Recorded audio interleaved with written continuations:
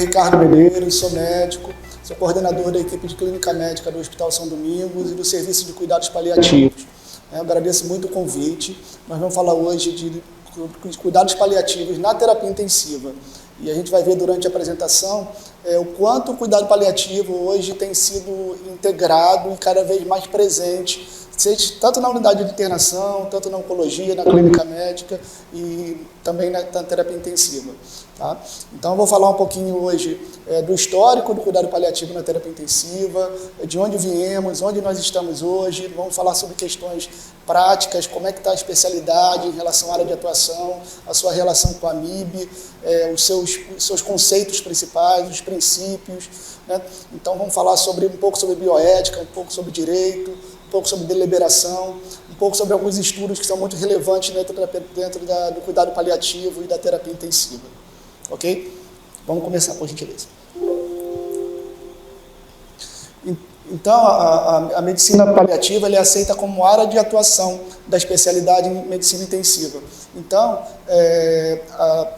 o cuidado paliativo hoje, né, nós não somos ainda uma especialidade médica, o cuidado paliativo é uma área de atuação, tá? É uma área de atuação para clínicos, para oncologistas, para cirurgiões, para geriatras e para o intensivista também. Né? O intensivista que tem essa formação em terapia intensiva e tem o título MB, ele pode fazer uma pós-graduação em cuidado paliativo e ter a sua área de atuação reconhecida dentro da especialidade e ter o seu registro de qualificação de especialista, o seu RQE. Então, a medicina intensiva também está associada ao cuidado paliativo em relação à aceitação como especialidade. Tá? Então, esse aqui é o último edital da MB, né? Então, mostrando que a MIB, os intensivistas podem sim ser também paliativistas. Né? Então, hoje, como eu falei, está de fato muito integrado. Então, não precisa mais, o intensivista, depois de alguns anos de formado, se ele quiser falar, não, agora eu quero ser paliativista. Não, ele pode sim continuar atuando dentro da terapia intensiva e ter uma área de atuação dentro da medicina paliativa, e a gente vai ver o quanto isso é importante e o quanto isso pode ser integrado às duas especialidades. Em relação às pós-graduações reconhecidas pela MIB, o cuidado paliativo está presente, né? Ou seja, tem 20 horas obrigatórias de formação para os intensivistas que fazem a pós-graduação. Então, a própria MIB, nas suas pós, reconhece o cuidado paliativo e trabalha e forma os alunos dentro do cuidado paliativo. A MIB também tem um comitê de terminalidade de vida de cuidado paliativo, ou seja, dentro das áreas de atuação da MIB tem um comitê específico para falar de cuidado paliativo e para falar dentro da terapia intensiva. É um comitê bem atuante. Na pandemia do Covid foi muito relevante, com publicações importantes em relação principalmente a bioética, decisões difíceis. Então, o Comitê de Terminalidade da MIB é uma área bem importante dentro da associação. E aqui fazer um pouquinho isso tudo eu estou falando para vocês, são publicações AMIB. Tá? Então, falando um pouquinho ainda da MIB, a gente tem uma campanha que é o Choosing Wisely, que é uma ou seja, escolhas sábias, que é uma campanha que foi patrocinada pela Associação de Medicina Interna Americana, baseado em estudos da Harvard School, que esses estudos sugeriram que algumas atuações, algumas recomendações fossem revistas e fossem indicadas e fossem enfatizadas. Então, a MIB, dentre outras associações médicas, aderiu a essa campanha do Choosing Wisely, e o top 5 dessas recomendações são essas. Né? A primeira, não usar ou manter antibióticos desnecessariamente, não usar sedação excessiva, não manter o paciente imobilizado no leito desde que não haja indicação precisa, não utilizar ou manter dispositivos invasivos desnecessariamente, e a quinta recomendação, não oferecer suporte avançado de vida a pacientes que não tenham possibilidade de recuperação. Dissecando um pouquinho essa quinta, né, o não oferecer suporte de vida avançado, evite instituir ou manter suporte avançado em pacientes graves com alta probabilidade de óbito ou sequela significativa, sem considerar a possibilidade de instituir cuidado paliativo. As decisões clínicas desse contexto devem ser tomadas sempre respeitando a vontade expressa do paciente e seus familiares, após diálogo e consenso. Então, a própria AMIB trabalha e reconhece muitas recomendações relacionadas ao cuidado paliativo. Falando rapidamente do histórico do cuidado paliativo, a gente tem o termo cunhado do paciente terminal foi cunhado na década de 40, 50, a partir da década de 60, a partir da Cicely Saunders, que foi uma assistente social, depois uma enfermeira, uma médica, que começou o cuidado paliativo. O cuidado paliativo começou na Grã-Bretanha, na Inglaterra, né? Então, desde então, vem evoluindo.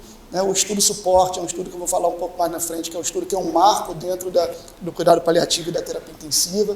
O primeiro conceito da OMS, cuidado paliativo, veio em 2002, depois evoluímos até o nosso último congresso internacional da Associação Nacional de Cuidado Paliativo, que foi agora em 2018, antes da pandemia.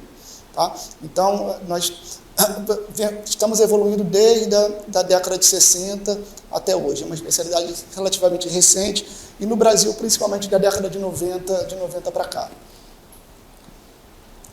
E como é que nós estamos hoje em relação à morte? Né? O último estudo, que não é tão recente, mas é feito pela revista The Economist, que avaliou a qualidade de morte. A qualidade de morte foi avaliada em relação à quantidade e à qualidade dos serviços de cuidado paliativo no país. Né? Então, o nosso país, o Brasil, ficou em 42º lugar numa lista de 80. Então, nós temos ainda muitos poucos serviços de cuidado paliativo, e dentre esses serviços de cuidado paliativo, a gente tem serviços ainda que não são completos, que não tem especialistas, ou que só tem pareceres, ou que só tem pessoas com a formação ainda incompleta. Então, nós temos muito que evoluir ainda dentro do cuidado paliativo em termos nacionais.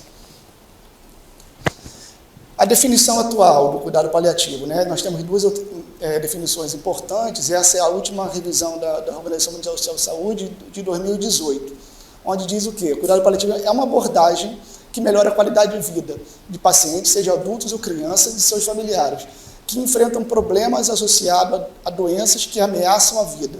Ou seja, é um conceito bem amplo, um conceito de ameaça à vida, sai aquele conceito inicial de doença irreversível, né, para doenças que ameaçam a vida. Tá? Previne e alivia sofrimento através de identificação precoce, avaliação correta e tratamento de dor e outros problemas físicos, psicossociais e espirituais. Então, esse é o conceito da OMS atual, trazendo o conceito de abordagem, ou seja, qualquer ação paliativa é um cuidado paliativo. E aí pode ser uma mudança de decúbito, uma analgesia, uma aspiração de via aérea, uma conversa com o familiar, ou seja, qualquer ação paliativa é uma abordagem, é um cuidado paliativo de alguma forma. Essa outra definição é a definição de uma outra associação que nos rege, que é a Associação Internacional de Cuidado Paliativo, que aí ele já fala um conceito parecido, né? Um conceito de cuidado paliativo são cuidados holísticos, ativos, de indivíduos de todas as idades, com sofrimentos relacionados à saúde, devido a doenças graves e principalmente pessoas próximas ao final da vida. Tem como objetivo melhorar a qualidade de vida de pacientes, familiares e cuidadores. Então, ambos os conceitos falam em alívio de sofrimento, melhora de qualidade de vida, né, e controle de sintomas. E aí nós trabalhamos um pouco nessa seara aqui, né, o paciente sempre no nosso foco, no nosso centro, né, nós estamos aqui do lado a equipe e os familiares. Então, o paciente no foco, família e equipe, sempre respeitando os princípios bioéticos da autonomia, beneficência, não maleficência e justiça, né, com cuidado pleno, integral, né, levando em consideração respeito, liberdade, igualdade. E nós trabalhamos com doenças crônicas que geram incapacidades em indivíduos que estão extremamente vulneráveis. Então, o que eu gosto muito do cuidado paliativo é essa área de atuação que acaba entrando a bioética, ou a bioética de proteção, né, a integração entre paciente, família e equipe, ou seja, o cuidado integral, o cuidado pleno, o cuidado holístico, como diz na definição. E quais são os nossos pilares? Né? Nós temos 3 pilares principais, que na verdade são os pilares de muitas das especialidades e muito do dia a dia de vocês. Ou seja, o controle de sintomas, né? Seja físico, psíquico, social ou espiritual. Né? Então, controlar sintoma é sempre importante para a gente, né? Ou seja, dor. Sintomas principais do cuidado paliativo que valorizamos: dor, dispneia, náusea, vômito, depressão, ansiedade, constipação, né? Então, o controle de sintomas é fundamental, e aí parte social, psíquica, espiritual, ou seja, um cuidado holístico. A comunicação é uma coisa fundamental dentro do cuidado paliativo. A gente trabalha com decisão compartilhada, com conferência familiar, né? Ou seja, com relação com médicos assistentes, com equipes, com paciente. Então, a comunicação é um treinamento na nossa formação muito grande, e a gente tem que tirar um pouco do conceito que a gente tem, às vezes, de comunicação, que comunicação é uma coisa de quem vai fazer, quem tem um pouco mais de empatia, se dá um pouco melhor com família. Na verdade, o conceito de comunicação é técnica. Comunicação deve ser ensinada e deve ser aprendida. Ou seja, conferência familiar, a gente aprende como se faz; comunicação e má notícias, a gente aprende como se faz; gerenciamento de conflito, a gente aprende como se faz. Então, a gente precisa treinar isso, cada vez mais envolvido no processo de formação dos médicos. E trabalhamos com um processo de decisão, né, com deliberação e avaliação do prognóstico. Então, o processo de decisão, nós evoluímos muito dentro da medicina, né? A gente trabalhava num processo chamado de decisão muito paternalista, onde o médico, a princípio, determinava apenas como deveria ser feito, e isso de fato era feito. Hoje em dia existe um processo de tomada de decisão compartilhada com respeito ao princípio bioético da autonomia. É claro que o processo de decisão, a gente tem que levar em consideração a ciência, levar em consideração o que tem de recomendação técnica, mas e também não é um cardápio para o paciente escolher o que ele quer que seja feito, mas o que a gente tem que fazer é informar, esclarecer o paciente do seu plano de tratamento, do seu plano terapêutico. Tá? E aqui outra recomendação da AMIB, que foi feita em relação na época do Covid, no ano passado, falando um pouquinho do tripé que sustenta a filosofia dos cuidados paliativos, respeitando a autonomia, indissociável da boa comunicação, controle adequado de sintomas e o não prolongamento do morrer, ou seja, não de estanásia. As decisões quanto aos cuidados de fim de vida em situações de pandemia devem ser baseadas em prognóstico, valores e no contexto onde estão inseridos. Então, a AMIB participando aí ativamente do processo da pandemia, e foi um guia para nós em relação a alguns casos. Eu tenho alguns casos documentados da pandemia em relação a processo de tomada de decisão compartilhado, em relação à limitação terapêutica, à educação terapêutica, seja na emergência, na unidade de internação e na terapia intensiva também. E quando chamar, né? Quando chamar o paliativista, né? Quais são os critérios que a gente usa para recomendar a avaliação da equipe de cuidado paliativo? Isso também é uma recomendação AMIB. Sintomas refratários a protocolos, sintomas emocionais difíceis de controlar, incerteza de paciente e família, sofrimento psicológico importante, pedido de paciente e família, que tem sido uma coisa cada vez mais constante, as próprias famílias abordarem a equipe e pedirem para chamar o cuidado paliativo, né?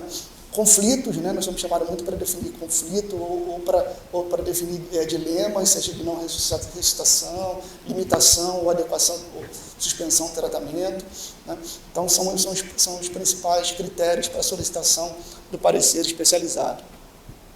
Quem é o nosso paciente, né? Diante de uma doença incurável e ameaçadora à vida, então a gente já sabe que, por definição, ele tem indicação de cuidado paliativo, né? E a questão não é se há indicação, mas que tipo de cuidado ele precisa.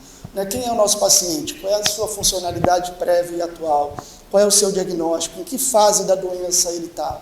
Então, a gente precisa saber quem é a pessoa, qual é a fase da doença que ele está, como é que ele estava antes, como é que ele estava depois. O paliativista não é aquele médico que vai simplesmente indicar, não medidas invasivas, não é isso. A gente precisa saber quem é o doente. Em muitos casos, eu sou chamado na oncologia, até na terapia intensiva, falar, não, esse paciente é um paciente que tem indicação de terapia intensiva, tem que ter um plano terapêutico onde a gente não vai limitar por hora, né? Ou seja, a gente tem casos recentes de pacientes com mais jovem, com tumor de colo de útero avançado, mas iniciando o tratamento com boa resposta, boa funcionalidade prévia. Então, a gente não leva em consideração só a idade, mas como é que ele estava antes, como é que está o tratamento modificador da doença. Então, a gente sabe que hoje em torno de 30% das solicitações de avaliação para cuidado paliativo, a gente acaba não indicando cuidado paliativo. A gente acaba indicando que o doente continue sendo acompanhado com tratamento modificador de doença.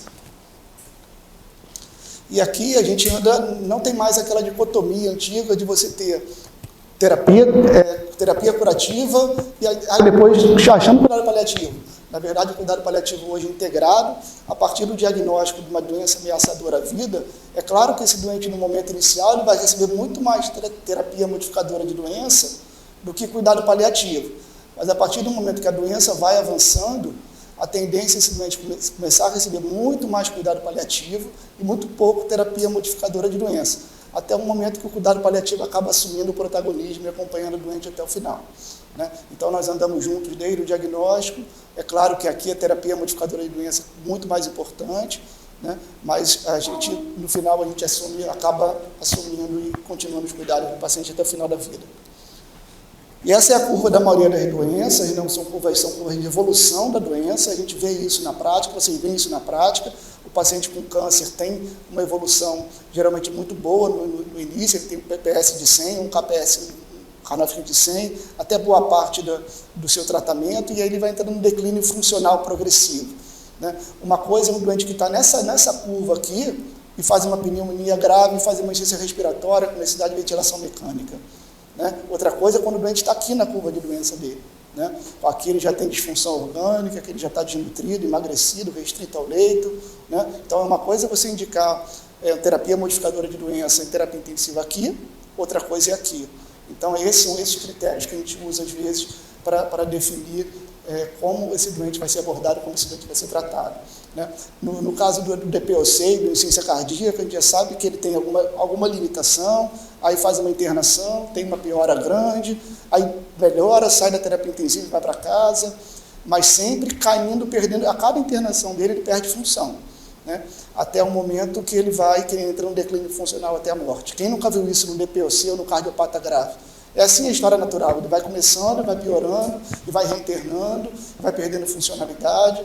Então, uma coisa é uma terapia modificadora de doença aqui, outra coisa é uma terapia modificadora de doença aqui. Né? Então, a gente tem que levar sempre isso em consideração na hora de definir o plano de tratamento dos nossos pacientes. Quais são os critérios que a gente usa para definir terminalidade? Né? São história natural, a capacidade funcional, a avaliação de fragilidade, idade, comorbidade, situação nutricional, a progressão da doença, apesar do tratamento instituído, a reversibilidade que pode levar a um sofrimento inapropriado, fatores de mau prognóstico, ou seja, o doente faz choque refratário, piora clínica, apesar da otimização terapêutica, sem condições de desmame de tratamentos invasivos, evidência de doença extensa ou presença de 2 ou mais falências orgânicas. Ou seja, o doente, principalmente da terapia intensiva, que tem choque refratário, piora clínica, sem condição de desmame, o doente que não sai do respirador, o doente que não sai da droga vasativa, ou aquele doente que infecta, faz antibiótico, aí logo depois você tem que fazer antibiótico de novo. São indicadores de mau prognóstico, indicadores de terminalidade, indicadores que o doente está entrando em fase final de vida. Né? E o doente que tem uma doença extensa ou presença de 2 ou mais falências orgânicas.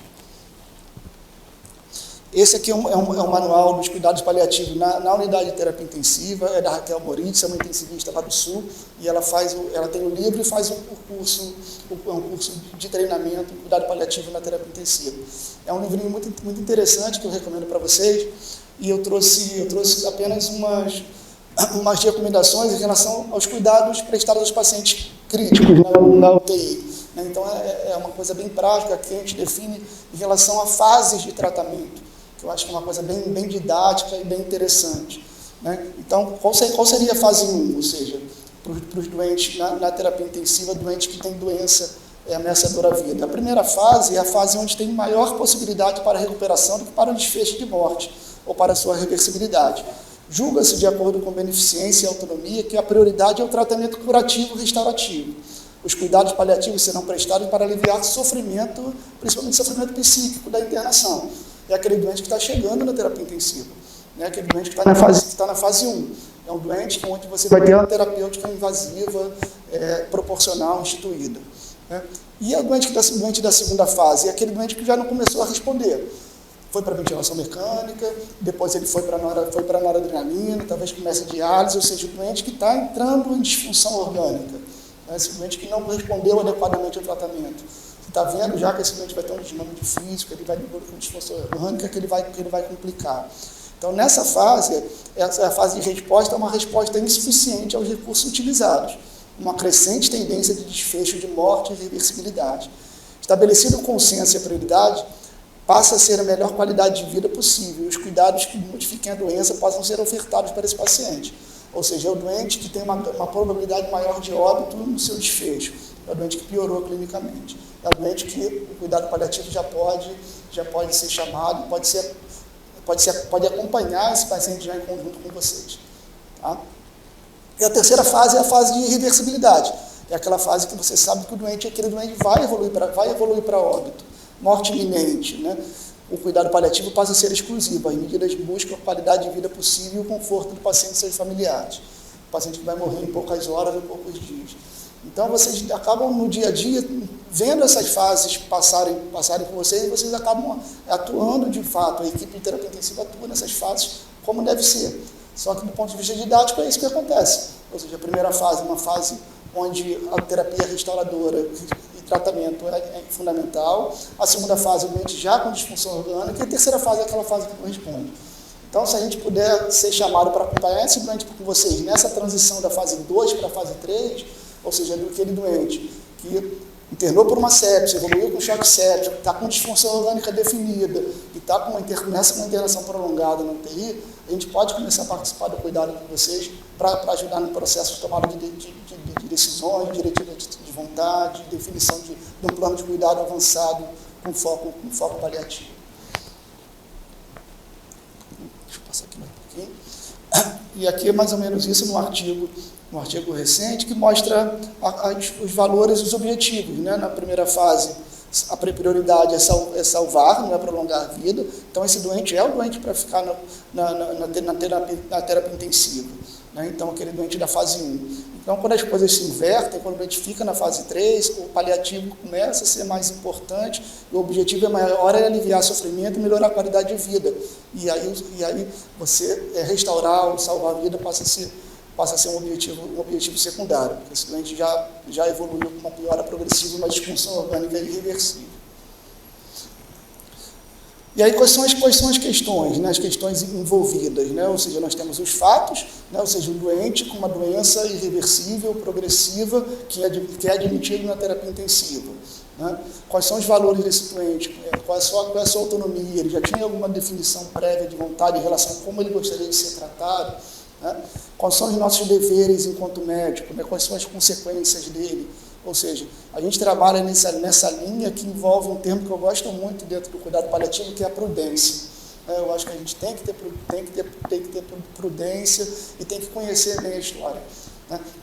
Quando a equipe de cuidado paliativo é chamada para responder um parecer, raramente a gente vai responder o parecer na beira do leito, sem falar com a enfermagem do leito antes, com o médico assistente, com a psicóloga do leito, né, com o médico assistente, às vezes de fora, né, com o oncologista, que seja, para entender todo o cenário, para entender todo o contexto, para depois você conversar com família, com a equipe, sobre como melhor planejar o cuidado daquela fase da doença. Então, a prudência é isso. A prudência não é limitar ou suspender tratamento, apesar de a gente vai ver um pouquinho mais na frente que às vezes o CFM nos permite fazer isso, mas a gente tem que ter uma prudência para sempre avaliar o que é melhor para aquele doente no contexto que ele está e no meio que ele está inserido. O Código de Ética Médica fala algumas coisas, eu trouxe alguns princípios relacionados ao cuidado paliativo.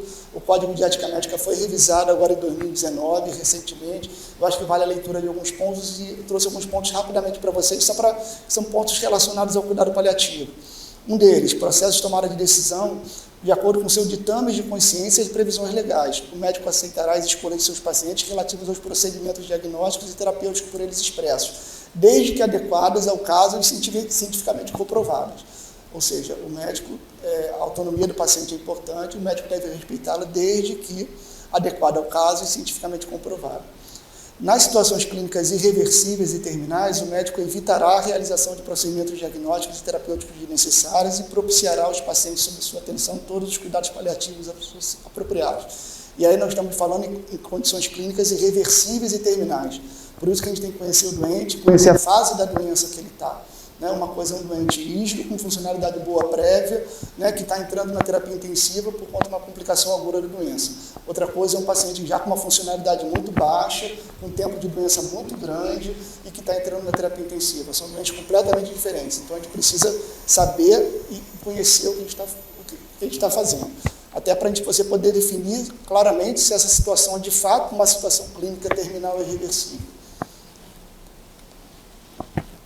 Dos direitos dos médicos, recusar-se a realizar atos médicos que, embora permitidos por lei, sejam contrários ao ditame de sua consciência, né? Então, o médico pode se recusar, e aí cabe o paliativista também, ele tem que ter esse bom senso, esse cuidado, essa orientação, né? Então, a gente teve alguns problemas em alguns centros que o paliativista chegava e falava assim, não, esse doente, eu conversei com a família, é um doente para extubação paliativa.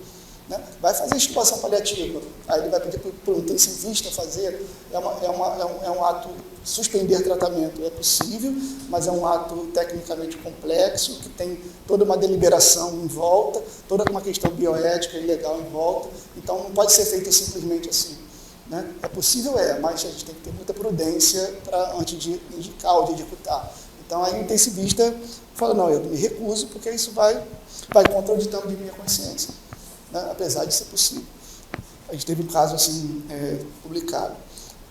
Na relação com pacientes e familiares, né, nos casos de doença incurável e terminal, o médico deve oferecer todos os cuidados paliativos disponíveis, sem empreender ações diagnósticas ou terapêuticas inúteis ou obstinadas, levando sempre em consideração a vontade do paciente e do seu representante legal.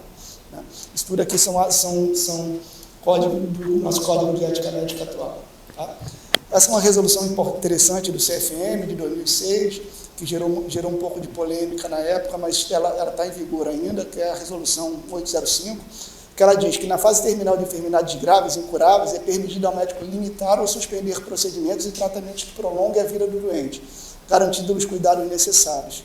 Tá? Isso, o limitar e suspender, né, que em inglês, vários artigos, ele tem o withhold, withdraw no tratamento, é um tema complexo, é um tema difícil.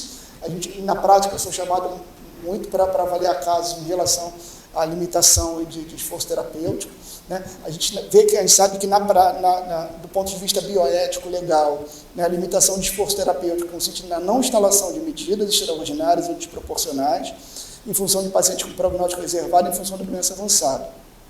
São duas medidas que caracterizam a limitação do esforço: não iniciar certas medidas ou retirá-las como instaladas. Há uma discussão sobre se haveria uma diferença moral entre as duas. Na prática, não. Limitar ou suspender, do ponto de vista ético, médico, legal, é a mesma coisa. Mas na prática a gente vê que é muito diferente. Você suspender um tratamento que está em curso é muito mais difícil do que você não iniciar o tratamento. Então a gente vê isso na prática o tempo inteiro. Eu vou falar rapidamente agora de uns estudos relacionados à terapia intensiva. Esse foi um estudo que eu citei no início, é um estudo bem antigo, é um estudo suporte, de 1995, mas foi um estudo que trouxe muito da terapia intensiva, que levantou muita terapia intensiva nos Estados Unidos, por exemplo. Foi um estudo longo, um estudo de 5 hospitais e escolas americanos, um estudo com mais de 10 mil pacientes, que no final do estudo, o estudo chegou a algumas conclusões. Uma, por exemplo, que em torno de 50% dos pacientes que morrem na terapia intensiva morrem com dor leve a moderada, isso naquela época em hospitais americanos. Né? Que a comunicação entre médico e equipe não é boa, não é adequada entre médico e paciente e família. Há muitos problemas de comunicação. E o terceiro é que o custo estava alto demais para perfis de pacientes com doenças terminais e irreversíveis. Então, foi um estudo marcante nos Estados Unidos, que é sempre usado dentro do cuidado paliativo para nos orientar em relação à comunicação e a controle dos sintomas. Tem alguns estudos importantes que eu trouxe aqui, né? O Improving Palliative Care é como implementar o cuidado paliativo dentro da terapia intensiva. Então, existem vários artigos nesse sentido, de como mostrar os coordenadores de serviço, né? Ou seja, trazendo o intensivista, o paliativista para perto da equipe, né? Melhorando, fazendo treinamento de comunicação. Tá? e aí não só da equipe médica, mas principalmente da equipe multiprofissional também, né? Orientar os médicos em relação às fases de doença, ou seja, tem todo um trabalho dentro de como integrar o cuidado paliativo dentro da terapia intensiva. Alguns estudos também importantes relacionados a óbitos, né? Então, a gente vê que depois, vários estudos mostram que os hospitais que têm serviços de cuidado paliativo, a mortalidade dentro da terapia intensiva é menor. Tá? Então, porque são pacientes que ou não vão para a terapia intensiva, né? São pacientes que acabam ficando na unidade de cuidado paliativo, ou na oncologia, ou na clínica médica no quarto, ou então são pacientes que a gente acaba tendo alta da terapia intensiva para continuidade de cuidado em quarto. Né? Então, esse é o trabalho que tem acontecido. O primeiro passo vocês acabam não vendo, mas alguns doentes a gente está trabalhando na unidade de internação, esses doentes é um doente que classicamente iam para a terapia intensiva, que é um doente que não estão indo mais. E alguns pacientes a gente está começando a definir um plano terapêutico dentro da terapia intensiva, né? E esse doente acaba indo de alta para ser acompanhado pela equipe de cuidado paliativo. Então, é um trabalho interessante que acaba ajudando a diminuir o tempo de internação na terapia intensiva e diminuir a mortalidade na terapia intensiva, e é isso que os estudos mostram. Mais um estudo nesse sentido, mostrando queda da mortalidade, diminuição da permanência. E agora eu vou falar rapidamente dois estudos que eu gostaria de recomendar para vocês, apesar de não muito recentes. Esse é um estudo que saiu no England, é um estudo de 2015, mas foi um estudo muito marcante, que ele faz uma revisão do cuidado paliativo no paciente crítico. Então, ele fala de comunicação, ele fala de controle de sintomas. Então, é um estudo assim, bem interessante, que está disponível no English, que eu recomendo para todos vocês. E esse é um estudo, que é um estudo de 2017, que é um estudo sobre novos conceitos em cuidado paliativo na unidade de terapia intensiva. É um estudo que foi publicado na Revista Brasileira de Terapia Intensiva, que é um estudo também muito interessante, que ele fala principalmente sobre dilemas. Fala sobre comunicação, sim, fala sobre diagnóstico, mas fala sobre os dilemas dentro da terapia intensiva, para o doente em cuidado paliativo. Ordem de não reanimar, manutenção ou não de nutrição enteral, suspensão ou não de hidratação, suspensão ou não de diálise, extubação paliativa, ou seja, ele pega todos esses conceitos mais dilemáticos e acaba dissecando e explicando muito bem. É um artigo bem interessante também, que é da Revista Brasileira de Terapia Intensiva. E aí, já finalizando, eu vou só mostrar para vocês de forma interessante a nossa evolução nesse último ano. Né? Esse último ano é um ano que a gente começou a conseguir estruturar melhor o grupo de cuidado paliativo. O grupo de cuidado paliativo não é só o médico, é o médico, o psicólogo, o serviço social, o enfermeiro, toda a equipe multi. Então, a gente está conseguindo atender mais os setores, a gente está conseguindo ter mais tempo e disponibilidade para estar presente dentro do hospital. Então, a gente saiu de janeiro com um número de 2 pareceres, né, para um número crescente de pareceres. Em novembro, agora, a gente eu fiz essa parada no dia 15 para preparar a aula, a gente já tinha praticamente o mesmo número de pareceres que outubro. Então, a gente está caminhando para uma média de praticamente um parecer por dia para o serviço de cuidado paliativo. E aqui, para fechar, desses pareceres, né, nós tivemos aí 97 aí no ano até agora, a gente é chamado mais ainda pela oncologia clínica, 45% dos nossos pareceres são da equipe de oncologia, tá? Mas a gente tem, logo depois vem a terapia intensiva, com 27% dos pareceres. Eu tenho sido cada vez mais chamado pela terapia intensiva, com um pouco mais abaixo, 26% da unidade de internação, e de forma interessante, cada vez mais crescente, a emergência também chama. Então, eu fui chamado em alguns casos de emergência. Alguns membros da equipe de terapia intensiva lembram de alguns casos que a gente é chamado para definir, para gerenciar conflito, para definir plano terapêutico dentro da emergência. São pacientes com baixa funcionalidade, de extremidade, que às vezes chegam na emergência.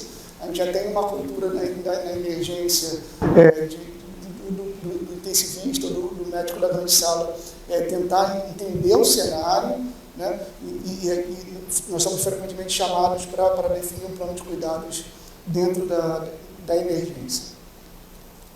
Muito bom, muito obrigado. Então, estou encerrando a minha apresentação. Muito obrigado pelo convite.